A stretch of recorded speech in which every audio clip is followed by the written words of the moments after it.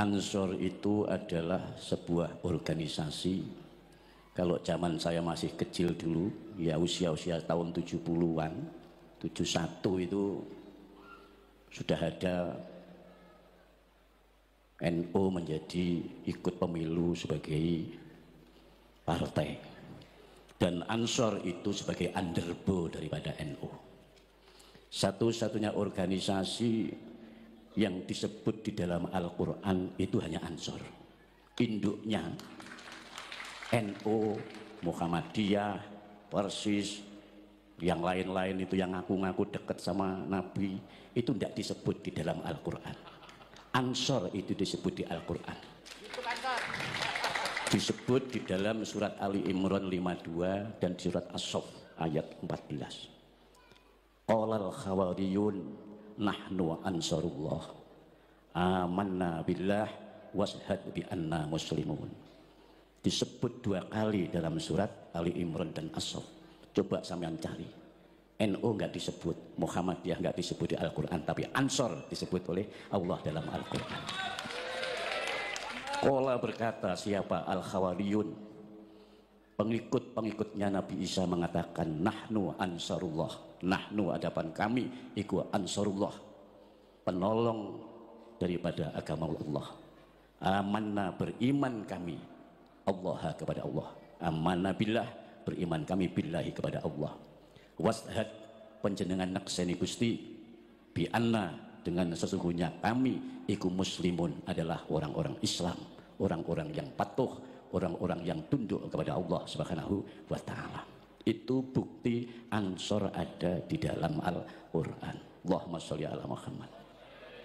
Dulu ya mulai tahun 2000 di Bali itu, kalau mau ada yang namanya ihtifal maulid, saya itu sibuk sekali golek-golek dalil sing kena diki maulid untuk menghadapi kaum Wahabi yang mereka tidak suka dengan maulid. Rupa-rupanya akhir-akhir mulai sepi mereka tidak mengolok-olok maulid. Ya karena memang mereka nggak punya dalil yang ada.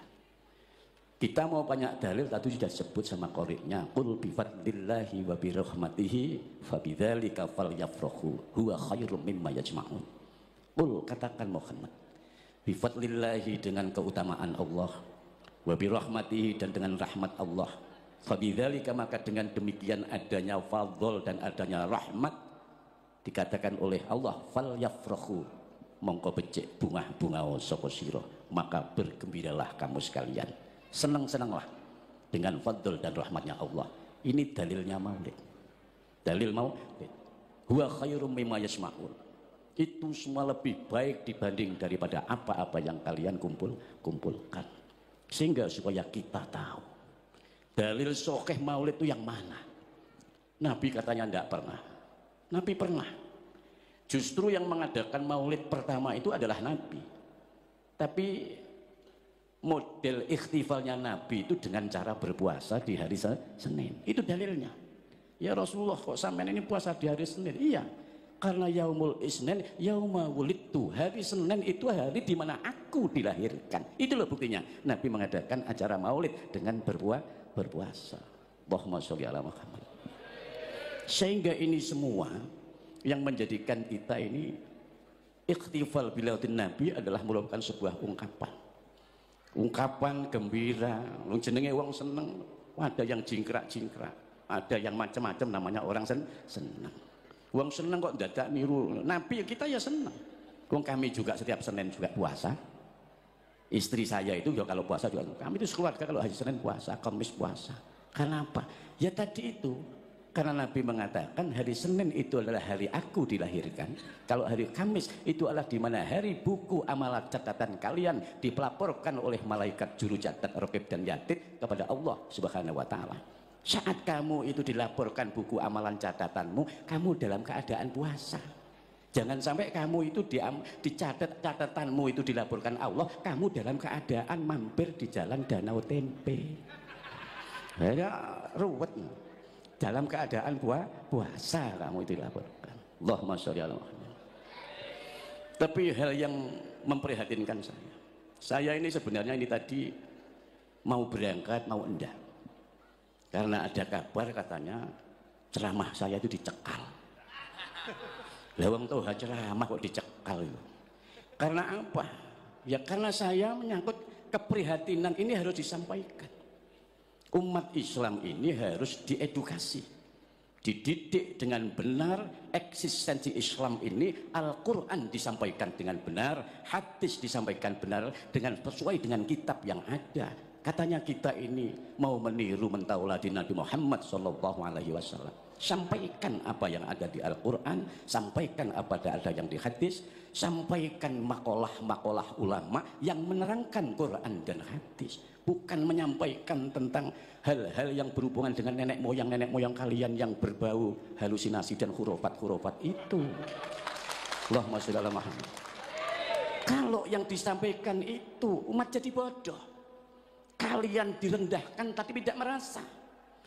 Kalian itu mutakharrijin, alumni pondok pesantren, yang minimal anda itu ya sabrawi ya khatam, naik ya iqlal khatam, naik kemudian ya awamil khatam, imriti khatam, alfiyah khatam.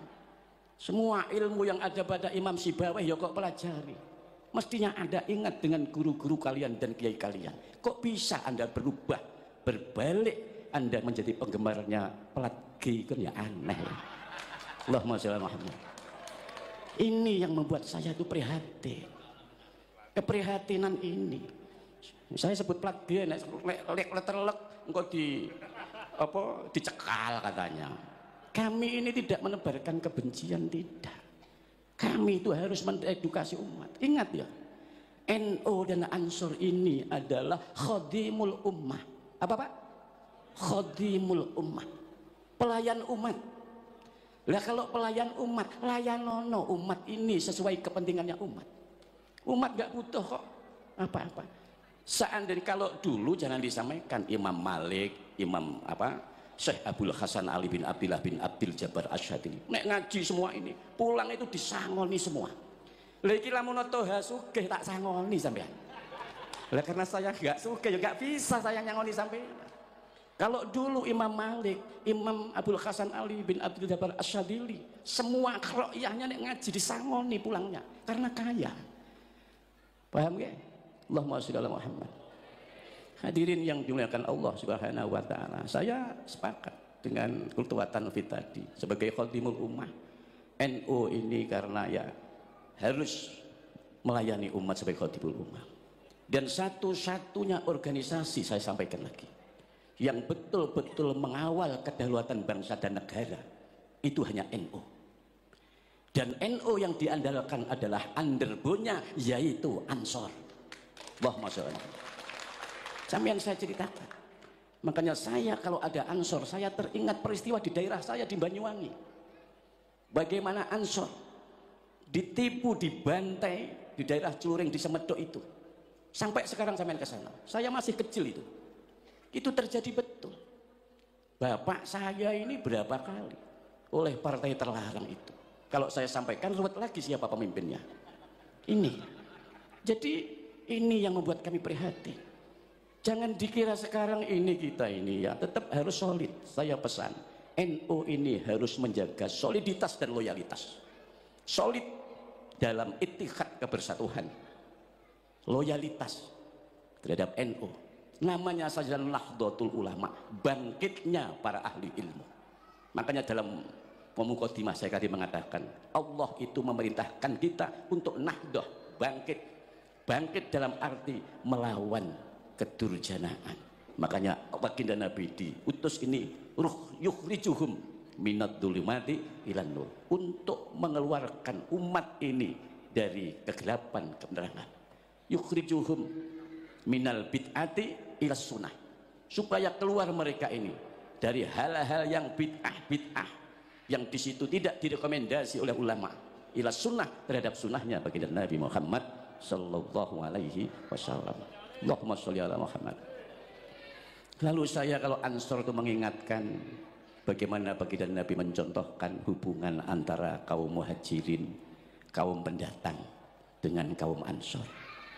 Dalam piagam Madinah baginda Nabi menyatakan al muhajirina min Quraisy wal ansori min Yathrib wan nasara wal yahud innahum kanu ummatan wahidah. Al muhajirina orang-orang yang pindah, kaum pendatang, min Quraisy dari Quraisy, wal ansori daun kaum ansor itu min Yathrib dari Yathrib Madinah, dulu namanya Yathrib Pak, sekarang Madinah, wan nasara dan kaum Nasrani, wal yahud dan kaum Yahudi, innahum sesungguhnya mereka kanu ana sapa kabeh iku mau iku ummatan umat wahidah yang satu. Allahumma sholli ala Muhammad. Kalau itu saja Nabi bisa mengitihadkan, menyatukan satu, kenapa kita tidak bisa? Makanya saya jadi berbicara, NU harus solid, NU harus jelas, karena banyak sekali mereka itu yang nyusup di NU. Apakah ini nanti saya nggak tahu ke depannya ini. Kalau kami sudah tahu, yang di bawah-bawah ini saya anggap anak-anak kecil itu tidak ngerti. Ada yang mereka ini ke depannya ini sangat membahayakan, sangat membahayakan. Tapi mereka tidak peka. Mereka sekarang marah kalau dulu nggak boleh, nggak mau, katanya hubungan dengan kaum kita kalau menikah karena tidak ini dianggap zina.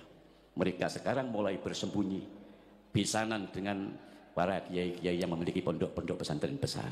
Mulai ada apa ini? Kalian tidak tahu. Ada, saya bersahabat banyak dengan kalangan plat G itu, saya banyak bersahabat. Di depan G itu baik, tapi di belakang saya ada. Murid-murid saya itu banyak, ribuan bahkan ratusan. Kalau mereka sudah mengikuti plat G ini, menjadi tidak mau ngaji, malah gak gelem ngaji. Apa alasannya? Ada yang mereka setelah saya selidiki satu mengaku, bahkan dikatakan sampean sudah usah NU-NU-an, tidak usah Muhammadiyah, tapi sampean Islam yang umum, tapi direkrut oleh dia plat G tersebut. Apakah hal ini tidak menjadi prihatin? Prihatin. Kalian mungkin tidak bisa merasakan hal itu. Kami yang menjaga bagaimana kelangsungan Islam ahlu sunnah wal jamaah dia ke depan, ini sangat, karena bagaimanapun juga yang nanti pada akhirnya yang akan menderita adalah orang-orang Islam. Negara ini yang menjadi target. Allahumma sholli ala Muhammad. Kenapa saya sekarang akhir-akhir ini sibuk? Bukan karena mengajarkan kebencian, tapi kami bermaksud mengedukasi supaya mereka tahu, mereka waspada. Dan terutama ya ada pengurus-pengurus NU yang menjadi penggemar mereka itu ada. Pengurus Ansor yang menjadi penggemar ya ada. Ada. Kalau tak sebut namanya malah kisinan kok. Engkau malah mencekal mana. Saya tahu, mungkin kalian tidak sama. Jelek-jelek ini saya sudah umur saya sudah 60 tahun. Saya jauh lebih pengalaman kalau dibanding kalian yang baru umur berapa tahun? Baru umur 40. Kamu 40 baru merasakan gini berapa kali? Saya dari 60 tahun ya. Jadi saya tahu betul bagaimana ini dan bagaimana dulu keberadaan ini. Saya tadi katakan Ansor itu adalah andalan-andalannya NU. Kita tahu.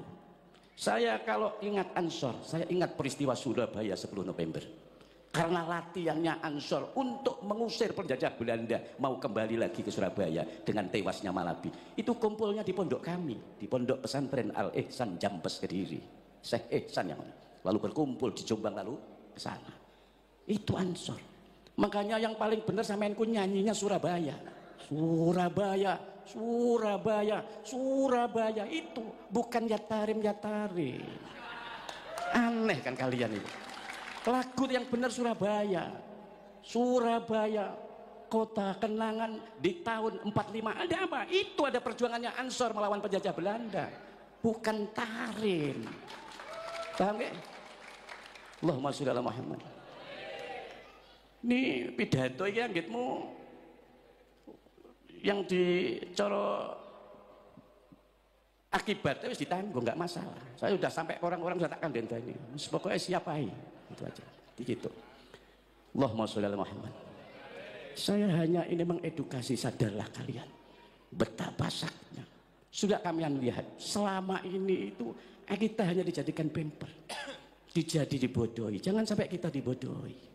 Jangan sampai kita dibodohi. Kita bermaulid ini kan berharap apa? Berharap syafaatnya baginda Nabi Muhammad sallallahu alaihi wasallam. Maka ada hadis sahih ya, karena kalau nggak sahih nggak boleh. Kemarin saya membaca, jangan mengucapkan hadis yang tidak sahih, man adoma maulidin nabi karena syafi'an lahu yaumal qiyamah, tidak boleh. Padahal hadis itu bukan maudhu. Hadis itu hanya sanadnya saja yang lemah. Tapi kalau hadis itu sanadnya lemah, untuk fadhailul amal boleh diamalkan. Hadis yang lemah, yang sanadnya dhaif, itu kalau perkara-perkara syariat itu tidak boleh diamalkan. Kalau mau yang sahih mengenai syafaat, oke, tak berikan. Abu Hurairah radhiyallahu anhu berkata kepada Rasulullah, "Qultu ya Rasulullah, qultu matur ingsun ya Rasulullah, duh Gusti Rasulullah. Ya Rasulullah, ayu utawi pundi iku as'adun nas bi syafaatika yaumal qiyamah." Ya Rasulullah, mana, siapa orang yang as'adun nas, yang lebih bejo-bejone manungsa, lebih beruntung-untungnya manusia, bisyafaatika dengan syafaatmu ya Rasulullah yaumal kiamat, di hari kiamat. Faqala Rasulullah sallallahu alaihi wasallam, kemudian Rasulullah menjawab, as'adun nas, beruntung-untungnya manusia, bisyafaati, dengan syafaatku yaumal kiamat, di hari kiamat besok, iku adalah man, orang olah yang mengucapkan la ilaha illallah, mengucap la ilaha illallah mukhlisan min qalbihi, ikhlas dari hatinya. Allahumma sholli ala Muhammad. Itu syafaat, dijamin oleh syafaat Nabi. Karena yang berhak mendapatkan syafaat, satu-satunya makhluk yang ditemplei wewenang syafaat itu hanya Kanjeng Nabi Muhammad sallallahu alaihi wasallam. Lainnya Kanjeng Nabi itu ndak. Yang kedua itu adalah Al-Quran. Al-Quran itu akan mensyafaati sampeyan pembacanya. Dalam hadis sahih Imam Muslim, Nabi mengatakan, iqra'u maca sira, hendaklah kamu membaca Al-Qur'an, Al-Qur'an. Fa innahu, maka sesungguhnya bacaan Al-Qur'anmu besok yakti, akan datang yaumal qiyamah, di hari kiamat, syafi'an, khali, yang memberikan pertolongan syafaat li ashabihi, terhadap orang yang memiliki bacaan Al-Qur'an. Allahumma sholli ala Muhammad. Rawahu Muslim. Itu rawahu Muslim. Dua hadis yang saya bawakan itu adalah semua adalah rawinya Imam Muslim. Itu. Yang kedua anak. Tiga anak itu juga penting. Anak itu akan bisa memberikan syafaat kepada kedua orang tuanya. Kalau orang tua tadi itu disyaratkan, ya sebenarnya nggak disyaratkan, anak-anak yang bisa memberikan pertolongan syafaat kepada orang tua jika anak tersebut sudah tertebus bebas dari ketergadiannya. Karena al-ghulamu murtahinun, anak itu tergadai dengan akikahnya. Tutbahu anhu, disembelihkan anhu dari akikahnya anak. Kapan itu? Yaumus syabi', hari yang ketujuh dari dilahirkan. Wa yukhlaqu ra'sahu, kemudian dicukur rambutnya. Wa yusamma, dan diberikan nama. Kalau sudah itu dilaksanakan, maka bebas anak tersebut. Kalau anak itu bebas, maka anak itu akan bisa memberikan syafaat kepada kedua orang tuanya. Kalau enggak, dalam kitab Al-Iqna, yang aja ada hanya NU, karena kalau di luar NU enggak gelem maca kitab iku. Karena di dalam itu ada dawuh, idza lam yu'aqqa anhu lam yusyaffa li walidayhi yaumal qiyamah. Idza lam yu'aqqa, ketika anak itu belum diakikoi, belum ditebus, maka anak tersebut lam yusyaffa, tidak akan bisa memberikan pertolongan, tidak akan bisa memberikan syafaat li walidayhi, kepada kedua orang tuanya yaumal kiamat, di hari kiamat. Allahumma sholli ala Muhammad. Itu artinya seperti ini. Tiga syafaat itu yang penting. Hadirin yang dimuliakan Allah Subhanahu wa taala. Jadi hal-hal yang setidak-tidaknya kita ini mengadakan maulid seperti ini, yang hendaknya kita dengarkan, yang hendaknya kita asumsikan, hendaknya sebagai kontribusi buat kita. Itu langkah-langkah Nabi yang paling penting. Langkah-langkah Nabi, bagaimana kesabarannya menghadapi situasi. Nabi tidak pernah mengatakan mencaci atau memaki. Luar biasa Nabi itu. Kalian tahu sendiri bagaimana Nabi sebagai pendatang, orang yang hijrah, tidak kerasan di Makkah. Memang sama Allah disuruh hijrah. Awalnya hijrah ke Taif. Jadi Taif di sana dimusuhi. Bahkan saat sholat ditimpakan di kepala leher Nabi itu duri-duri, sampai malaikat Jibril dengan ibanya yang marah tuh, sampai malaikat Ya Muhammad, perlukah aku angkat gunung Uhud ini lalu aku timpakan kepada penduduk Taif? Apa jawab Nabi? La ya akhina Jibril. Tidak, wahai saudaraku Jibril. Innahum, sesungguhnya mereka iku la ya'lamun, tidak mengerti. Inni lam ub'atsu la'anan wala adaban walakin ub'atsu rahmatan lil alamin. Ini sesungguhnya aku lam ub'atsu, aku tidak diutus untuk la'anan, melaknat, wala adaban, dan aku juga tidak diutus untuk mengazab, walakin, dan tetapi, ub'atsu, aku diutus rahmatan, memberikan kasih sayang, lil alamin, terhadap alam semesta, seluruh alam semesta ini. Apa yang terjadi? Yang kita ini itu tidak ada di situ caci maki, marah-marah.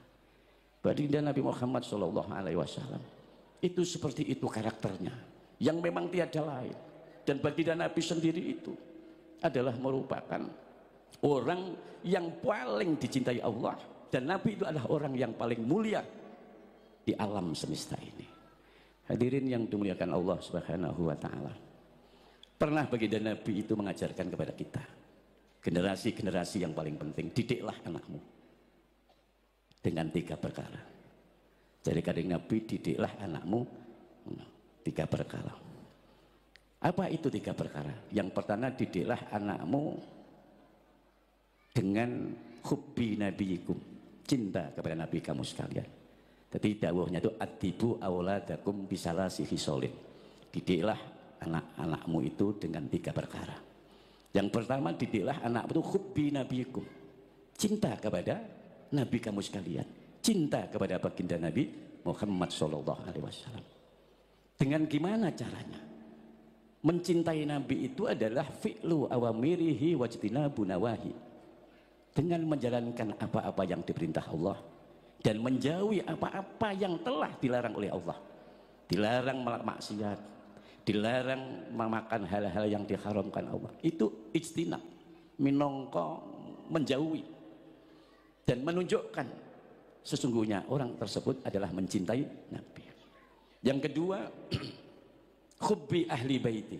Nah, ini yang sering saya sampaikan, yang harus dipahami, mengedukasi umat Islam supaya enggak salah paham. Hubbi ahli baiti, mencintai ahli bait. Ahli bait itu keluarga Nabi. Dalam hadis Bukhari ditanyakan, waman ahli baiti ya Rasulullah, siapa ahli bait itu ya Rasulullah? Rasulullah menjawab, Aliyun wa Fatimatu wa ibnahuma. Aliyun adalah Sayyidina Ali, wa Fatimatu dan Fatimah, wa ibnahuma dan kedua anak-anaknya. Siapa? Sayyidina Hasan dan Husain. Itulah ahlul bait yang harus Anda didikkan kepada anak-anak kalian supaya dicintai. Karena ahlul bait itu dawuhnya Al-Quran, innama yuridullahu liyudhiba ankumur rijza ahlal baiti wa yutahhirakum tathira. Disucikan dari hal-hal bayane minal khisdi, dari hasud, wal usbi dan ujub, wa takabburi dan takabur, disucikan dari itu semua. Ya 5 orang itu ahli bait itu. Siapa?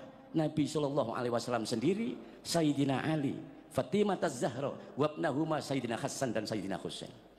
Bagaimana kalau sampean bertanya lalu, bagaimana itu? Seperti Sayyid Ali bin Zainal Abidin, seperti Sayyid Ja'far Shadiq, Sayyid Al-Baqir, Sayyid Ahmad bin Isa.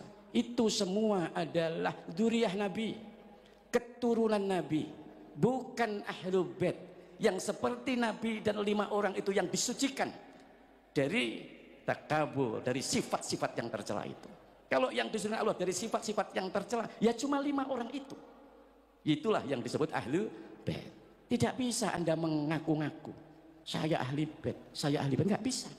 Ahli bait itu harus dijelaskan dengan sungguhnya bahwa yang disebut ahli bait itu menurut hadis yang sahih di hadis Bukhari, yaitu Aliyun wa Fatimatu wa ibnahuma, Sayyidina Ali, Fatimah dan 2 anaknya. Allahumma shalli ala Muhammad.